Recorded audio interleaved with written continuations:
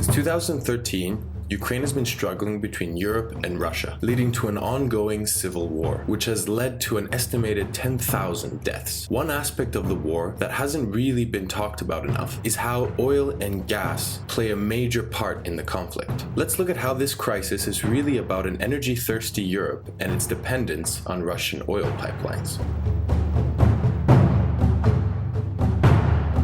Let's start with a brief look at the ongoing crisis in Ukraine. Unrest began in 2013 when Ukrainian President Viktor Yanukovych, deemed to be a pro-Russian leader, suspended an association agreement with the European Union. The suspension of this agreement sparked mass unrest in the country, arguably supported by covert EU entities. This culminated in the February 2014 revolution, which removed Yanukovych and his government and replaced it with a nationalist-leaning government with a pro-EU stance. However, this did not appeal to many of the eastern parts of the country, who had much closer ties with Russia. Regions like Donbass in the east and Crimea in the south began protesting against the revolution, with heavy support from the Russian government. This led to the eventual annexation of Crimea, which was widely supported in a public ballot, but was also covertly supported by Russian military, who were known as the Little Green Men due to their lack of insignia. In March of 2014 began the War of Donbass, when separatist forces backed by Russia attempted total control of the regions and were met with force by the Ukrainian army, now being equipped and trained by the West and its allies. Intense fighting then took place, culminating with a ceasefire agreement called Minsk II, after a previously collapsed ceasefire earlier in the year. Though this caused a slowing of the fighting, it by no means ended it, and the crisis is ongoing. One of the major reasons that Ukraine is so important to both the EU and Russia is gas and oil pipelines. Although this is not the only factor, NATO encroachment and expansion is also a key reason, but we'll look at that in a later video, so if you're interested in hearing more about that, please like and subscribe. Ukraine is home to the largest pipeline of Russian oil and gas entering Europe. Smaller pipelines also exist from Belarus and Norway, but the aptly named Friendship pipeline going through Ukraine is the largest. On the part of the EU, its dependence on Russian oil and gas is staggering. If we look at gas, for example, in 2007, around 40% of all natural gas coming into the EU was from Russia, with some EU states like Finland, Estonia, Latvia having a 100% dependence on Russian imported gas, with most EU nations above the 50% mark.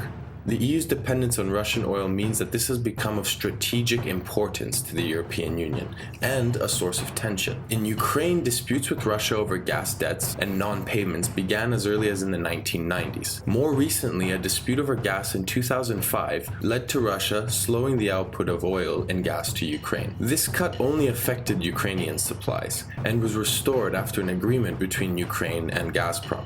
A further dispute over gas prices and debt escalated to a pan-European problem when Gazprom cut all gas to Ukraine on the 1st of January 2009. Soon after, Hungary, Romania, Poland, Greece, and the UK reported dropping pressure in the pipelines, with the UK being forced to dip into its gas reserves. This was viewed in many European capitals as a means for Putin to exert pressure on European states. This made Ukraine a vitally important player in European geopolitical strategy and sparked a need for energy diversification in the European Union. The stance of the Ukrainian government on energy issues would play a vital role on European energy needs.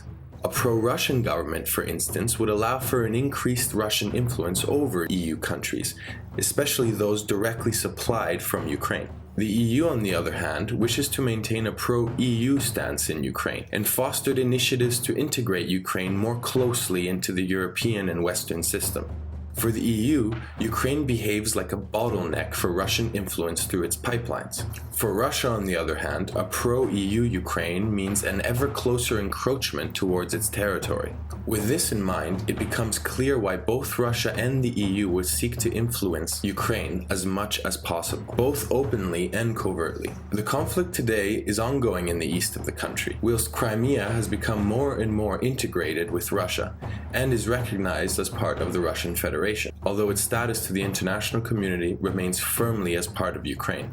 It is interesting when looking at a map of Ukrainian gas and oil fields that much of the fighting is taking place in those regions, arguably as an attempt for Russia to take the initiative and seize some sort of control as they have in Crimea. This shows how closely linked the conflict is to gas and oil interests. Just like in Syria, much of what is happening there can be seen as another attempt by Russia to influence the flow of energy into Europe, which I looked at in a previous video. Why this matters?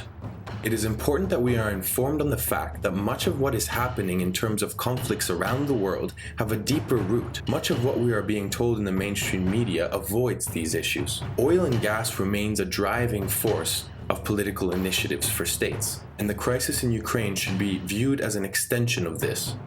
The conflict in Ukraine is still not over, and neither are the very serious issues the EU and Russia have over pipelines and energy supplies. Russian intervention in both Ukraine and Syria is part of an energy strategy to counter European and Western attempts to contain Russian expansion in this field. Both the EU and Russia are going after their interests. The question is, where will it end?